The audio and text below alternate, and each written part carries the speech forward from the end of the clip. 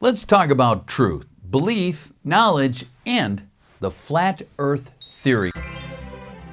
One of the most important aspects of the flat earth theory is that it focuses us to ask ourselves, how do we distinguish what we know to be true from what we simply believe to be true?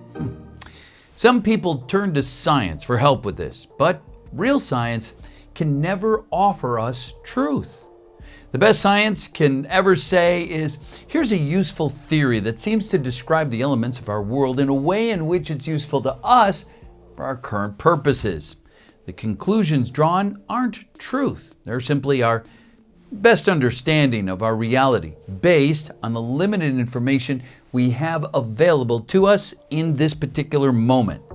Science can look at swans and collect data about their color. The collected data can be analyzed, put through a statistical analysis software, interpreted through ideas about colors and feathers. And from this, we can draw the conclusion that all swans are white.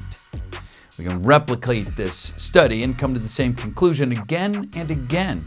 And then some lunatic from the lunatic fringe might come along claiming to have seen a black swan, but he's crazy. Black swan conspiracy theorists. So science, as it's practiced today, will ignore him or simply mock him and ridicule him because we don't have the time for a meeting of the Black Swan Society. We don't have time for a meeting of the Flat Earth Society. We don't have the time for a meeting of the Black Swan Society. We don't have time for a meeting of the Flat Earth Society. Until someone with influence, prestige, power, and accreditation within the science community steps forward and says, most swans are white, but some are black. The flat earth theory is very much about insisting that science can be done by individual citizens, that our voices are legitimate. It's about the freedom of speech required at the individual level for you to be able to say, I know that some swans are black. I've seen a black swan. When scientism, as a religion of the state, is insisting that all swans are white and your neighbors are mocking you and ridiculing you for saying that some swans are black. We don't have time for a meeting of the Flat Earth Society. Some swans are black. We don't have time for a meeting of the Flat Earth Society. It's about freedom of thought, to establish for ourselves what we believe to be true, rather than having to accept what other rulers tell us is true, or what the high priests of scientism tells us is true when their proclamations are based on experiments that we can't verify, much less replicate. We can't build particle colliders in our basement and test for ourselves that the Higgs boson really does exist.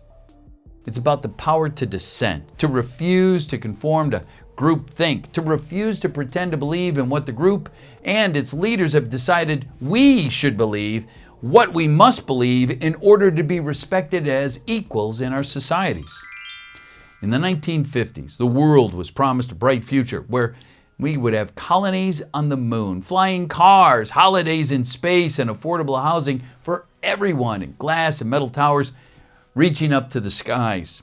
Instead, many people find themselves in a dystopic condition today, drowning in debt from a 30-year mortgage for houses not much improved since the 50s, or tiny apartments in glossy high-rises that cost them 50% of their income in rent and no hope of ever owning their home. Adults and taxpayers are saddled with debts and student loans that, didn't lead them to a stable, well-paid salaried job that they had envisioned. In medicine, the hoped-for panaceas of what we feel science promised us have yet to be found by a medical establishment that our government can no longer afford to fund. And yet, our institutions keep promising us, give us more taxpayer money in another 10 years, we'll fly you to the moon for a well-deserved adventure.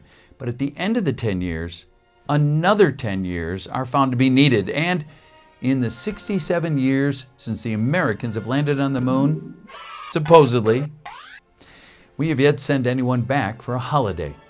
Scientism isn't meeting the needs of human beings, and the results of scientism isn't improving society for the average person. Real science can improve our lives by helping us to make a sense of our world and a place within it. But blind faith, devotion to science as the source of all truth and the only source of knowledge about the world fails to provide us with truth because the underlying science is always providing new theories. Truth is always changing. More importantly, it's failing to provide us with a sense of meaning that makes the suffering of life bearable. Whereas flat earth theory offers us access to deeper meaning, deeper truths, flat earth is about freedom of speech, freedom of thought, and the freedom to dissent from what our rulers decide to impose upon us as truth for today. So, go research flat earth because freedom matters. But can you do this?